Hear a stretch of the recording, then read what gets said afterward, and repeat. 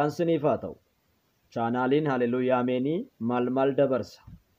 Chaanaaliin Haleluuyaa Ameenii barumsa gaa'ilaa, barumsa bara dhumaa fi lallaba wangeelaa, barsiisa gaafilee macaafa qulqulluu irratti ijoo ta'an gaafataman deebii.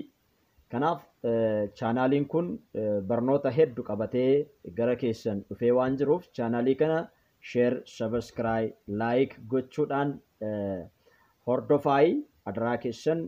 Chaanaalii keessanidha. Guddisaa hojii wangeelaa irratti walii wajjin hojjenna. Wangeelli keenya dhimmo'a. Egaa chaanaaliin koo inni kanaan duraa inni jalqabaa nuyi garuu Yesuus Kiristoosin lallabna kan jedhu cufameera. Itti aanee immoo Yesuus Kiristoosin lallabna kan jedhu cufameera. Amma immoo chaanaalii Haleluuyaa Ameen galanni Waaqayyoodhaaf kan jedhu bannee jirra. Kanas immoo irratti hojjenna.